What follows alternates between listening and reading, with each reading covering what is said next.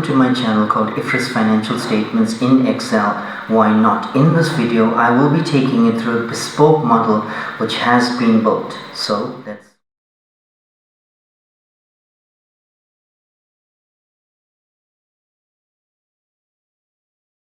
Okay, the agenda for this module, Excel VBA Financial Model, is going to be the access controls firstly, data input and refresh. I'll then take you through input boxes, transaction, cash flow and budget reports, financial statements, and finally the IFRS financial statements. It is a lot to go through, so let's get started.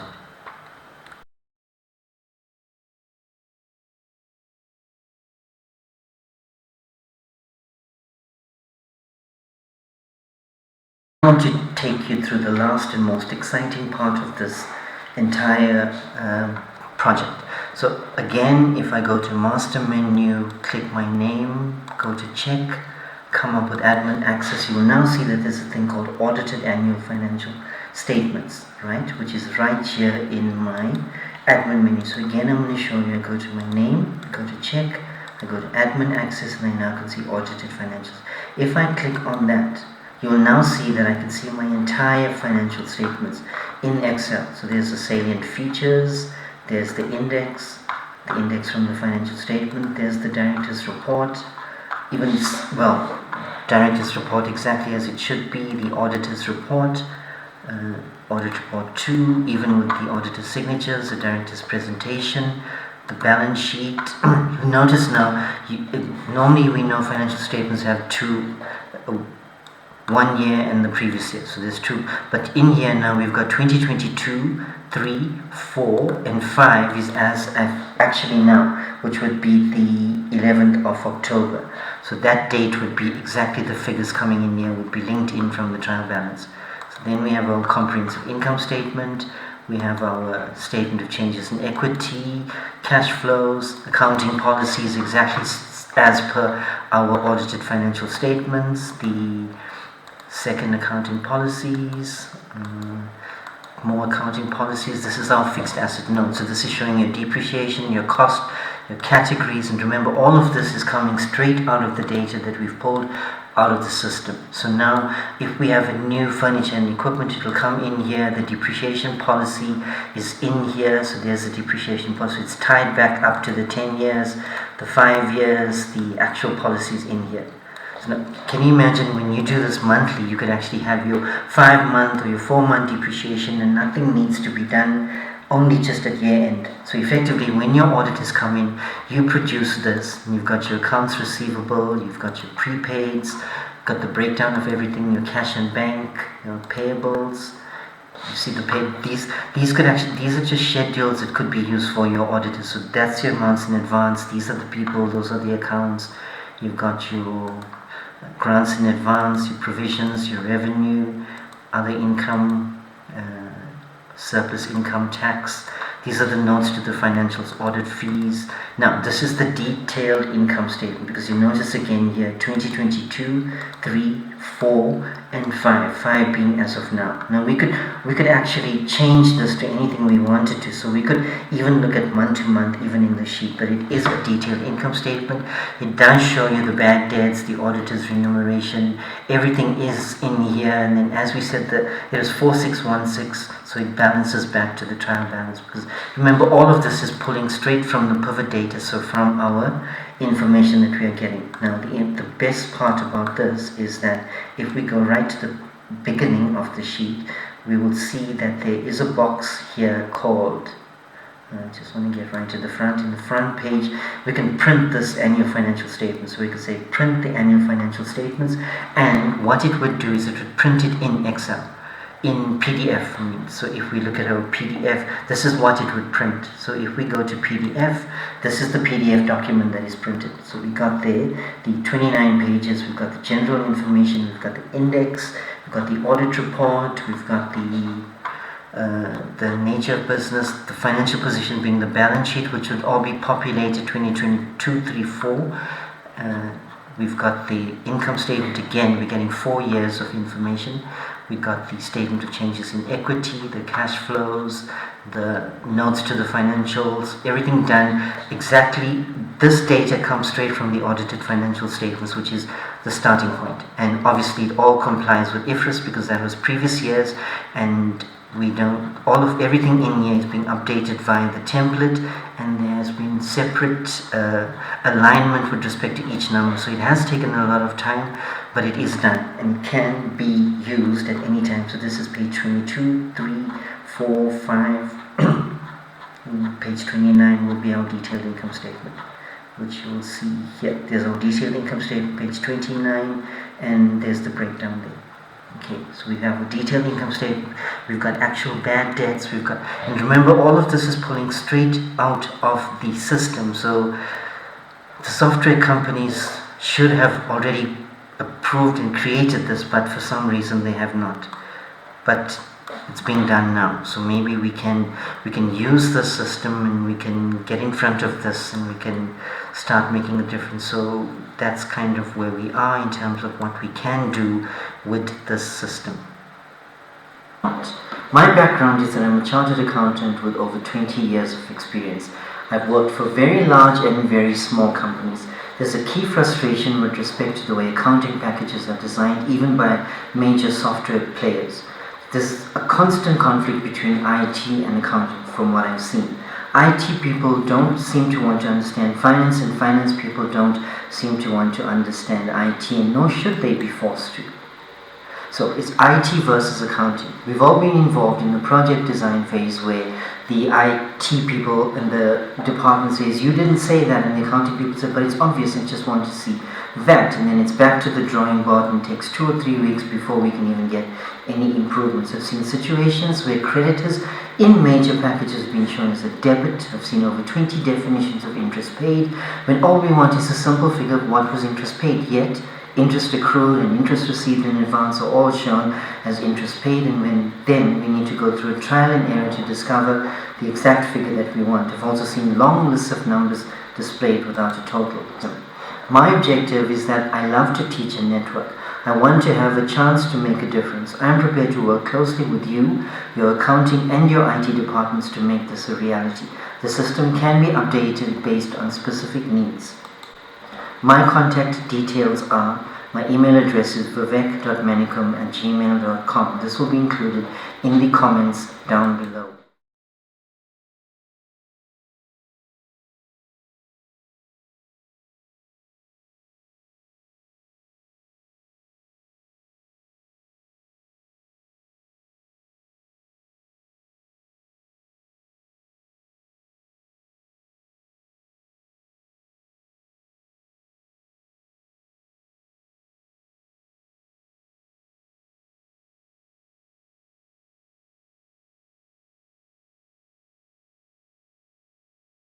Master menu, I'll go to my name, I'll check there, I'll go to view the status of transactions. Now you'll notice that in this box, obviously we set the project to what we want it to be, we update, we refresh, we amend admin access control. So just want to show you, if I did that, I come in here where I can amend access controls, I can return back to the menu, I can get back to where I was, I can click that, I can go to view the status of transactions, and now we are looking down at the bottom where we look at view the financial statements and the bank reconciliations and view the account breakdown.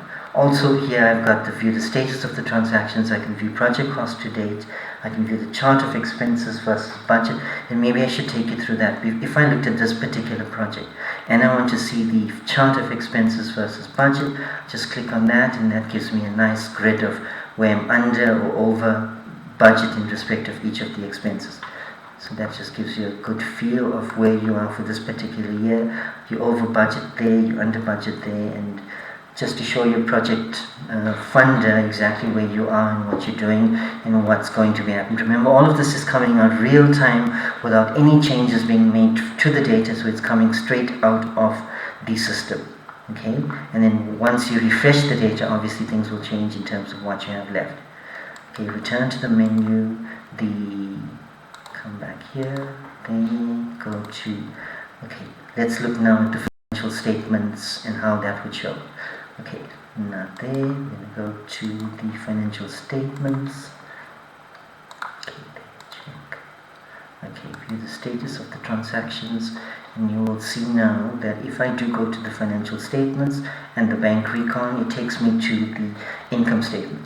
And here you will see we have revenue, we have cost of sales, we have other expenses, and we have other income. So the revenue is obviously made up of a whole lot of different projects. You see, so if I wanted to see just the projects and how much of revenue per project it is, I just go to my pivot table. I show the field list, and I would remove the advanced description. So there, I now have each of the different projects. I have exactly what the amount is per project in terms of revenue. I can also look at the cost of sales for that, but for each of the different projects. So if I clicked on that button, I would see the cost of sales for each of the projects. Okay, and then obviously if I click that and if I click that, it then would break down. And then if I just wanted to see everything again like the way it was, I just go here and I say collapse the entire field. Okay, so it comes back to exactly the way I've had it. Now, if I want to look at my other expenses, because remember this is my income statement, and this is an example of how user unfriendly it is. This can always be coded in the background, but this is 2025, 2024, and 2023 with the February year end.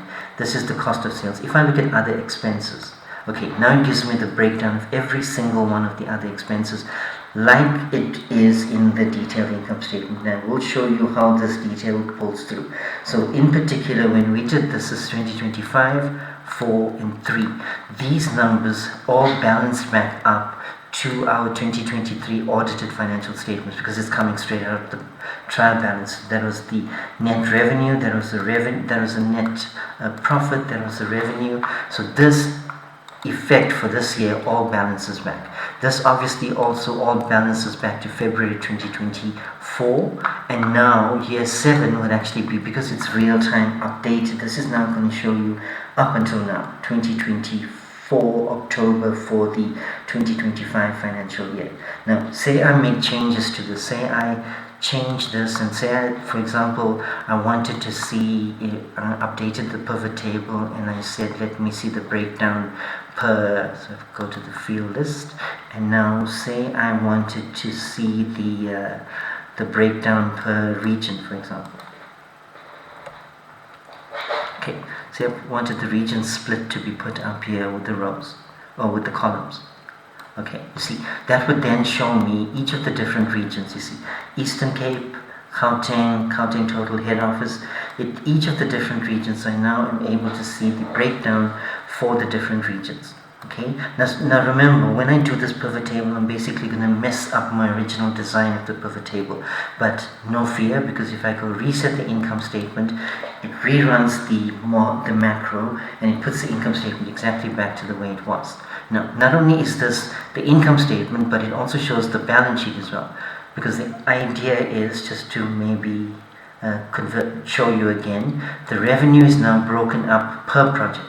Okay, the cost of sales is also broken up per project. Okay, the expenses and the other income are also broken up into the different component parts. Like for example, I just want to collapse the entire field. Okay, for example, the other income is made up of a whole lot of different things. So this is the other incomes: admin recovery, the printing media, the fundraising. So this is other income. That's what makes up other income. Interest received. So that then gives you, at the end of the day, the bottom line is that your net income is shown here. So that is your net income. And then to show the balance sheet, it's as simple as going to show the balance sheet. Okay, so here we are, our cash and cash equivalents, our non-current liabilities, retained earnings. So this is the entire balance sheet, and that zero there in the end means that the balance sheet is in balance. So our cash was 5 million, our fixed assets was 864,000. But again, because of these plus signs in play, I can always go to see the breakdown of what. If I wanted to see property, plant and equipment, I can see it here. So this is computer equipment accumulated depreciation. This is computer equipment cost. So that is the breakdown, and this I will show you all ties back up to the financial statements, because this is then linked back to our IFRS financial statements, which is where we're going. And similar situation in that I can run the pivot table, I can change anything that I wanted. So say I wanted to see the balance sheet in a regional split, okay, then I would just go into a region split, and I would just could go into any, I could choose any of these breakdowns, and then that would then show me what I wanted to see, the income statement in terms of that split. Okay, so let's just see.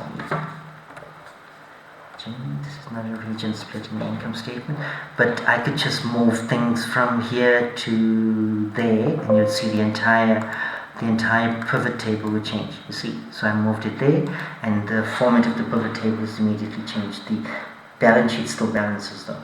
So if I've made any changes that I want to return the model to what it was, I just reset the balance sheet, and then automatically gets the balance sheet exactly back to where it was. So I could go show the income statement, show the balance sheet, reset the income statement, reset the balance sheet, and return to the menu. Then when I return to the menu, I can go back up here, I can go there, I can enter I can view the status of transactions, and now I have access to look at the full breakdown, to look at the financial statements and the balance sheet, and that's kind of what this model does.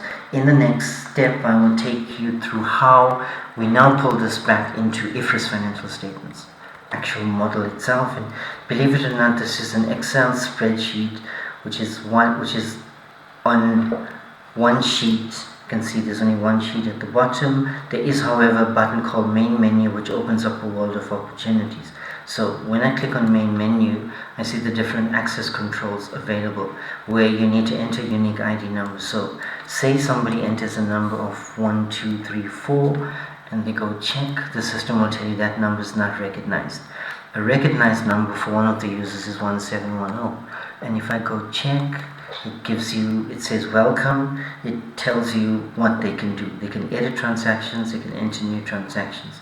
Just quickly, if they enter new transactions, I'll show you this particular user has got access to only one specific region, so they can then choose that region, which is this one, and then they can choose the sub projects in this region. So they can choose just those projects in that region, and they can only make entries into that region. I will take you through how this box works, but in summary, it finds the codes for you, which normal systems have, like the CCOCT CBD 14, which you would need to know in order to book into the system.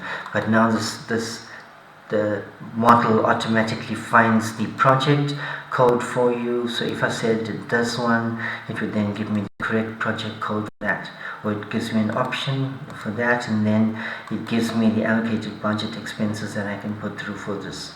Okay, the other important thing is that I can then submit these expenses into the entry system. I can change the color, because if it's booked in, then it would be yellow. If it's then approved by this particular person who has access to approve, it then changes green. Now I just want to show you, if I return back to the main menu, if I go, everything is driven off the main menu, my number is 5169. So just to have ease of reference and to prevent me having to enter that number in every time, I just click my name, the 5169 appears, and I say check. Now you'll notice in this module I now have access to many more controls, such as admin access. Okay, I just want to take you again through the accessing of the admin menu. If I click on main menu, I go to my name, I go to check, I'll see the admin access that I have, and now I have the access menu. In the access menu, I can control admin access. So if I click on admin access, it then tells me each particular person. Like I said, 1710 was that particular person, like 5169 was me, and you'll notice all of these crosses at the bottom here indicates what I have access to. When we looked at this person here, they had access only to one area, which is called streetscapes. However, if we go now, if I wanted to give 1710 access to, let's say, Gauteng as well, or to, yes, so all I need to do is go and put a cross there, in the X, and that means 1710 now has access to streetscapes and counting. So to test that, I return to the menu, I go up here, I include the number of 1710, the person's name comes up, I then go to enter new transactions, and you will now see that this person has access to counting and to streetscapes, because previously she did not have access to both. So it says she's got access to streetscapes and to counting. So you see, if you choose counting, you now see all the counting projects. Okay, so if we chose diversion, you then now see all the sub-projects under diversion. Okay, so if you understand the method of allowing access to the different people is extremely easy. So the access control is done in terms of, if I do put in my code, if I go to check, and if I go to admin access again, I'm able to show you who has access to what. At any stage I can change the number, I can add new people, I can there's a whole list of numbers I could allocate to people here. Okay, then if I return to the menu, and again just to show you the admin access that I wanted to show, I will then go into my login, go to access, go to the admin access again, and in here I just want to show you the breakdown of where the data is coming from. So you'll see there's a thing called account balances full, accounts full, annual opening balances, transactions full. So if I looked at any one of these, so say I wanted to see the account balances full, I click on that, and this now is the total balances coming straight out of the system. But I'm looking at the different tables and looking at the cells and the fields that I as an accountant require to be able to get my financial statements and to get my project reports in the status where I want to see it. So all this is it's raw data, but it's coming in from specific fields. So for those who want to know the technical detail, it effectively is coming in from Power Query. So if I click on the table, it opens up Power Query Editor, and it shows me all of the different, see these are different tables that I have, and this is where the data is coming from.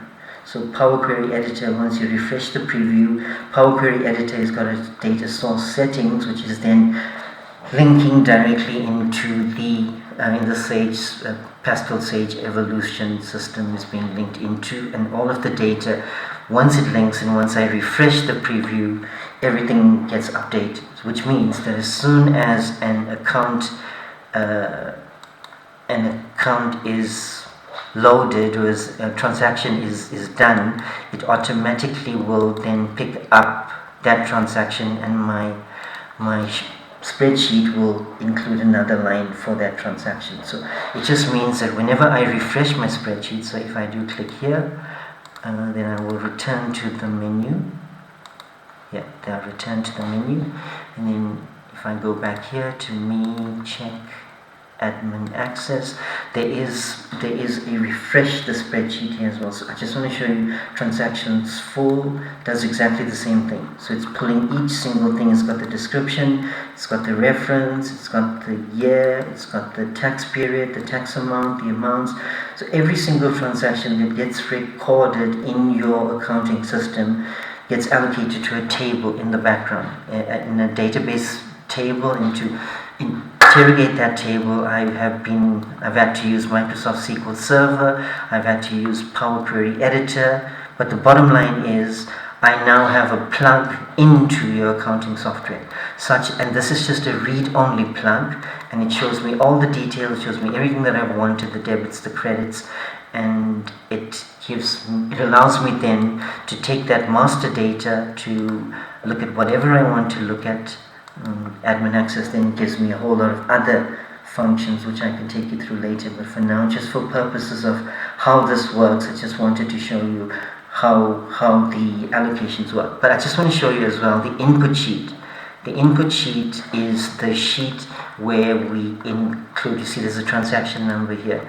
So every time we include a new transaction number, it gets done in the person that loaded it, the region, the project code, the allocations, the project subcodes, the amounts used, every single thing is then recorded in here. Now remember, this is the input box which is where the data gets stored. So if I may take you back there again, I go there, and say I am inputting, so I want to enter a new transaction. It then asks me for details of that transaction, and it automatically pulls in the last transaction that I had. So here it'll automatically pick up the next transaction number. It'll ask, and remember now, because this is me, it's 5169, it's me, I have access to all of the different regions. So if I click on this, it says all the regions, so I can choose Gauteng, head office, any single region that I wanted, because I am now the administrator and I've given myself access to everything, obviously. So if I chose, for example, if I chose head office, and then I click on this, it would give me all the head office projects that are allocated to head office, which would then show me the head office projects. So say I wanted to take something like Knowledge Pele, the sub-projects under Knowledge Pele would be just Knowledge Pele. The project code would be, let's see, HNOK. Now normally I would need to know this code, but the system automatically checked it for me because that is what it should do. Whereas previously, for those entering, you would know that you would need to know the code, and if you did not know the code, you would not be able to post to this account. The allocated budget expense then breaks it down and shows me the different allocations that are set up for this particular project. So there, stationary bank charges, travel and accommodation, public relations facilitators. But for example, if I had gone into and chose, for example, say livelihoods, and I chose the sub-project to be livelihoods as well, and then the project code, which it gave me, would then be that one. And you will see now the allocated budget expense is going to be specific to that project. So if I click on this button, it then tells me the different project. You see, like now this cleaner, capex, cleaners, there's different budget lines that have been opened specifically for this code. And remember that the people entering need to know these codes. So say we are entering into catering for livelihoods. Now the system automatically picked it up as what the project code would be. So then I've got here the amount used, the amount. If I go to show, it then shows me how much I've used on the item, how much will be used. Go back again to Knowledge Pele just to show you how it works. Knowledge Pele then has a Knowledge Pele project, a Knowledge Pele project code, different categories. So for example, if we said it is stationery, that would then be SDA. So it's HOKNO PC SDA, which people need to know. Then if I go to the date would then be the date of my transaction, which say was the 9th of October. It's either going to be EFT, DCP cash withdrawal slip. So let's just say that one was a cash withdrawal slip. Now I can enter in the name of the person. So say John Smith. Okay, I can enter where he bought his, let's say McDonald's, DONA, McDonald's.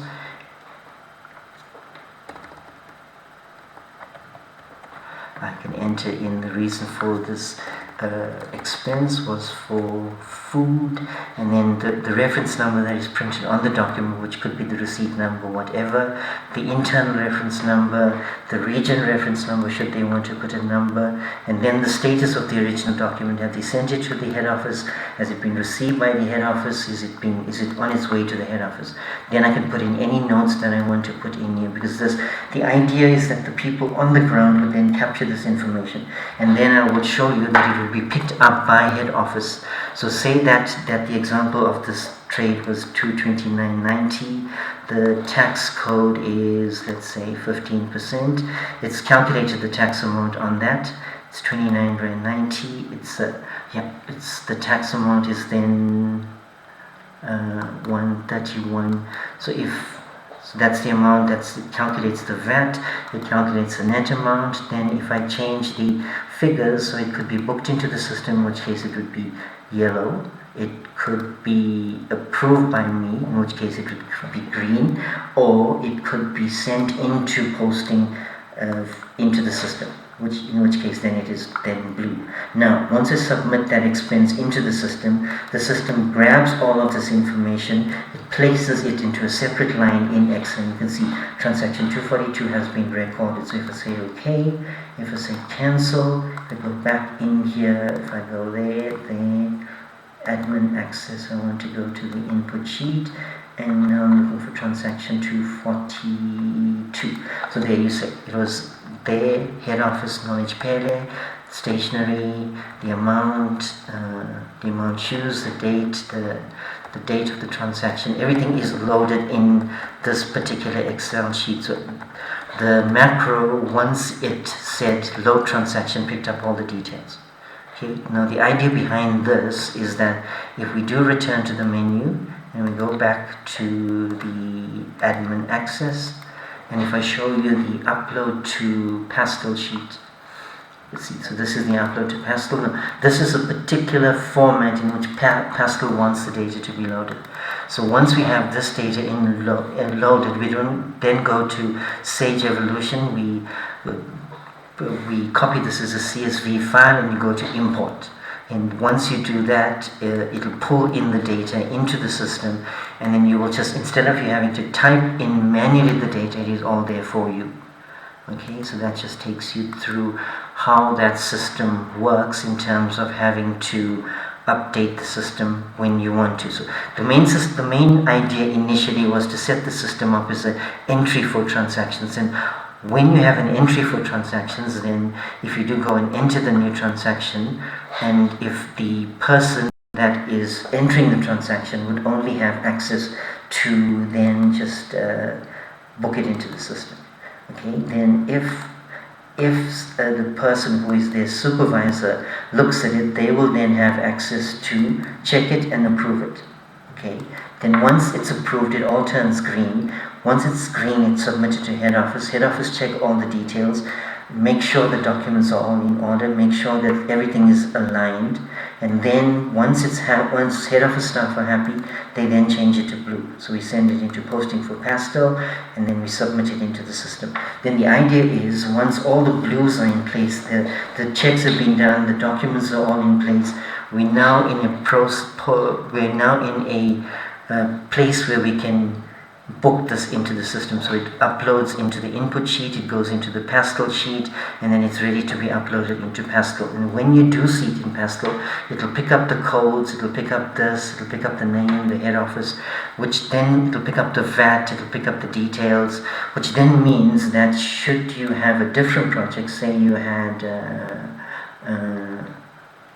Western Cape, for example, okay, and then you chose a project such as diversion, okay, then the idea is that you do not make a mistake and that you're constantly picking up only the right projects for the right region. And then if you chose the, say, community courts, you would then see that the project codes are then restricted. So 12, 13, 14, 15 is a different year. So let's just choose 15. 12 and 13 are old, 15 and 14 and 15 are new. So let's just take 14, and then it specifically finds just those expense items which can be allocated to this particular project. In this case, it is these particular codes. So now you don't have to, so if I said this was phone, airtime, and admin, and then I click there, it would give me the specific project code for what that should be. So that's the project code, and then also it will give me the admin code. Okay, so if I make that there, and then if I put this as a stationery, you will see then that it'll pick up the stationery. So it picks up the right code and that gets allocated correctly. And then obviously the date can be checked and put in anyway. Submit to expense, you cancel. Okay, so that is it for the entry system. So what do accountants want? We want reports on real-time, even real information. You press a button and that's it. We want reports that shows data straight from the system. We want reports which are correct. Ideally, we want reports in an IFRS format such that it is ready for audit. Is this impossible? Is it too far, and is it too far-fetched a concept? However, why not? I have developed a bespoke system it is the best news is that this is done in Microsoft Excel. I will take you through some of the very many features of this system. Okay, I now want to take you through the next part of the video where I go to, obviously with my Access 5169, I want to show you these other buttons which are called View the Status of the Transactions. So if I click on that, you will notice that this then opens up a different menu box altogether. The first box here is called Refresh the Spreadsheet. Now, when you refresh the spreadsheet, that just means that Power Query is going to run and it's going to query all the information that's in the database. So if there's any new lines that have appeared or anyone entered in any new transactions, real time the spreadsheet will be refreshed. The Excel sheets for transactions, for cash flow, for budget versus actual, everything will be updated. And then once the spreadsheet is refreshed, then obviously there's another button down here called View the Financial Statements. However, I just want to quickly show you that the way this viewing the financial statements is one end of what we will be doing, but I will show you that now.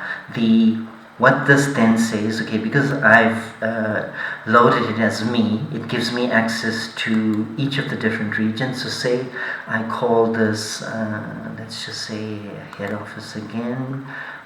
Let's just say the region, okay, let's say Knowledge Pele, and then it gave me the Knowledge Pele code, Knowledge Pele project, and then it gave me the different Knowledge Pele, and then the code for Knowledge Pele, which is picked up that one. So now this just means that the entire spreadsheet is set for this particular project. So I could go and view the project cost, I could upload the data, I could see the chart of expenses, I could see the financial chart. But I could also see the reporting actual versus the budget. I could see the cash flow template, and I could view the transaction breakdown for this particular project. Now, to do that, I can update everything, all the transactions, just by clicking update. Okay, and that now runs a process of making sure it's pulling in all the data for this particular project into all of the different spreadsheets that I want to look at. And you notice that it then says that it's done. I go back to the menu, I go to my Access, I go there, I go to the status of the transactions, I then go to let's go to the transactions breakdown. You'll notice now, you see under the transactions breakdown, this gives us the total project. Gives us the account allocations, the project codes, the name of the project, and you will see here that the transaction, the cash flow, and the reporting templates are all exactly the same. So the breakdowns are now exactly the same. Now this is the reporting, this is the transactions template, as you will see here. Now in the transactions template, I can see the breakdown for any single cost that I wanted to see. So it gives me my total transactions for each of the different months. If I clicked on, for example, stationery, clicked on that, it then tells me when the date was, who the supplier was, what even gives me the date of 2020. It was in November. It was on the 2nd of November 2023. The amount was R6.09. But the idea is that you then see Korea IT, valuation forms, Kimberly checkers. It gives you the whole breakdown in the transactions table specific for this particular project. So it's got the project, it's given me the transactions, it's given me the cash flow, and it's given me the reporting. So but remember, this is just the transactions table for information. If your funder or your project leader or manager wants to see the actual versus budget, we can just return to the menu, we can go back there, it's already loaded for that specific project. We go to the view the transactions, you look at the reporting template, actual versus budget. Now you see this is also, we know that amount is 1.1 million, we know the breakdown of the projects is this. The project only started in October, so you'll see it will all be blank until you come to October, when you'll see there's the actual, the budget, and the variance. So you have the actual for that month, the budget for that month, and the variance for that month. So you can say to your funder, this is exactly what we spent on this line, on transport, on course development, On connectivity, we spent 90 Rand, we had a budget of 2,000, we got 2,077. So this then runs for the entire financial year that you want it to run to, and then it gives you the March 2024 financial year, it then gives you the March 2025 financial year. So if you get the idea is that for each specific line item for this particular project, we now have the breakdown showing actual budget and variance. Then you'll see the idea behind this is that this is a pivot table, so I could change the final project to anything that I wanted it to be. But it's automated in that as I've set the entire spreadsheet for this particular project as shown here, the entire spreadsheet is set for the specific project that I'm looking at is this. And then if I look at the cash flow report, I will then see the exact same data that I want to see, but on a cash flow perspective. So it's just different views of getting the data, and the idea is that, and then if you're concerned that maybe you've seen too many years or you don't want to see some of them, you can easily click on this minus sign or on this plus sign. You can click on the columns and you can choose which year you want to. So say we want to leave out the 2023 financial year, and then when you look at 2024 and 2025, so we say okay, and then that would exclude the 2020, so we're only looking at 23 and 4. Now say we made changes to this pivot table such that we changed this, instead of cost of sales we called it other expenses, and we said okay, and now we're in a situation where we've lost the data for this particular pivot table. So that's not a problem, because if we just click reset the cash flow, it then reruns the entire table and it sets it up to exactly the way it was before you did anything. So while you're in the table, you can change anything that you want at any time, and it'll still assist you to get back to where you was. So now I want to take you through the next stage of the project, which is called the financials, which I know everybody's excited to look at, and the IFRS financial statements. So let's get to that. My email address is vivek.manicum@gmail.com. This will be included in the comments down below.